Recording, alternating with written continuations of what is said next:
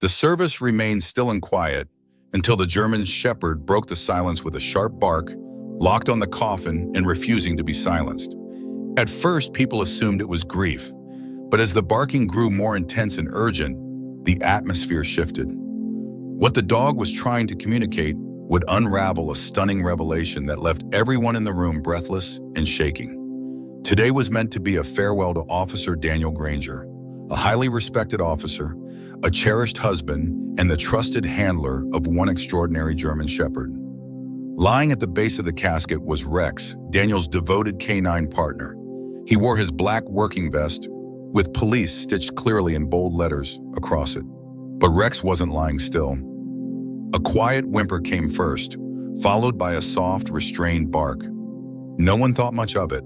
They figured the dog was grieving, perhaps disoriented by the crowd and the missing presence of his handler's familiar voice. But then Rex's demeanor shifted. He stood, tense and alert, ears perked, gaze locked onto the casket. His tail held stiff as a low, warning growl vibrated from deep in his throat. Without warning, he let out a loud, piercing bark, quick, sharp, insistent. The sound cut through the room like a siren. Mourners began turning to look, puzzled. The officer standing beside Rex tried to gently tug him back into position, but Rex stood firm.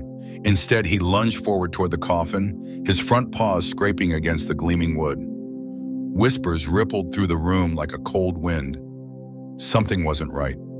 Daniel's widow looked up, startled by the sudden tension. She had never seen Rex behave this way, not even during moments of high stress.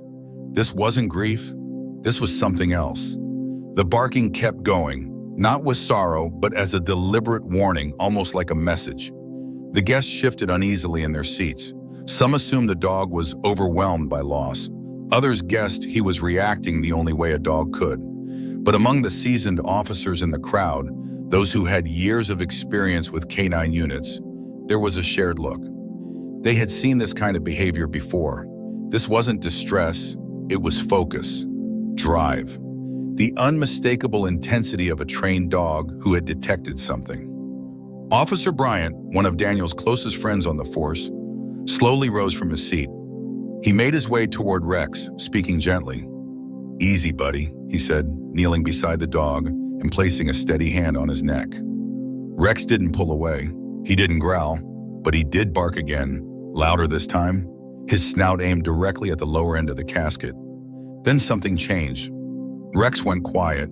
He began circling the coffin, nose close to the wood, whining softly as he sniffed along the seams and corners. He paused at one particular spot, tapping it with his paw. Officer Bryant narrowed his eyes, watching carefully. That's when he saw it. Something felt off, a faint sound, barely audible, coming from inside the casket. A soft, muffled whimper. Officer Bryant's face went pale. He turned sharply to the funeral director. "Open it," he said, urgency thick in his voice. A wave of gasps swept through the crowd. The director faltered, murmuring something about protocol, but Bryant's tone grew firmer. "Open the casket, now." Rex let out another low growl, pressing his nose hard against the coffin's lid. The room fell completely still. Slowly, with a creaking sound that echoed like thunder in the silence, the lid lifted, and there, nestled beneath Daniel's carefully folded hands, hidden beneath the layers of his uniform, was something unimaginable. A tiny, wriggling newborn puppy, alive. No one moved. The air turned heavy, thick with disbelief. Every gaze in the room locked onto the tiny life stirring on Daniel's chest.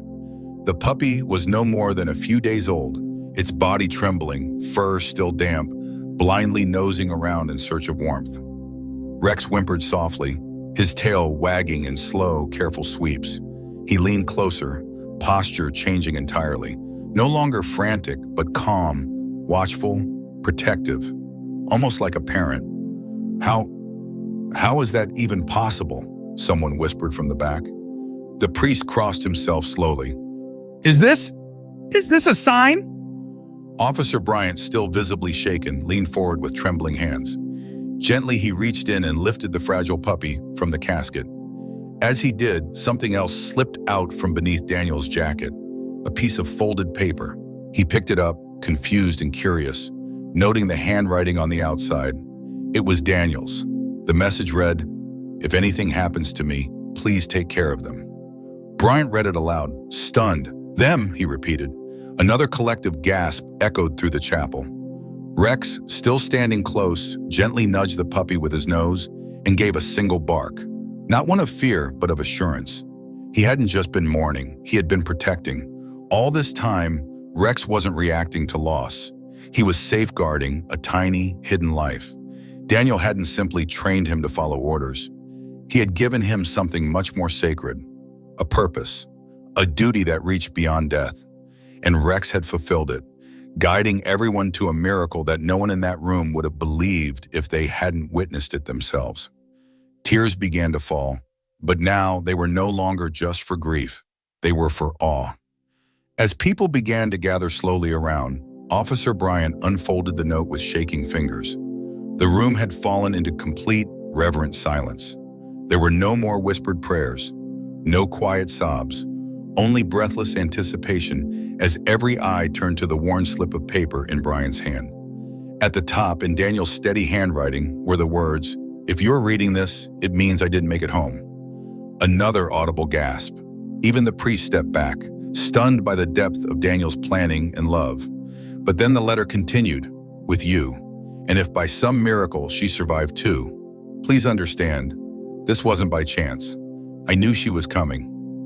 I kept it quiet because I didn't want anyone to worry or try to stop me. Rex and we've seen things most people wouldn't believe, but we always understood each other without words." Officer Bryant paused, his throat tightening with emotion before continuing. "She was born the night I disappeared, out there in the cold, all alone. Rex didn't abandon me, not even when he had the chance. He stayed, he watched over me. And when I closed my eyes for the final time, all I could hope was that someone would hear him bark." At that moment, the entire room broke. The last missing piece had clicked into place. Rex's bark hadn't been a cry of mourning. It had been a message, a desperate signal, a final act of duty. Daniel's final mission wasn't to save himself. It was to protect a life he barely had time to know. And Rex had made sure that life wouldn't be left behind. Later that evening, as the sun sank gently behind the hills, the puppy lay wrapped in a soft blanket inside the precinct's K9 unit office.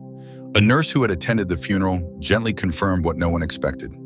Despite the exposure, the dehydration, and the hours spent inside that casket, the puppy would survive.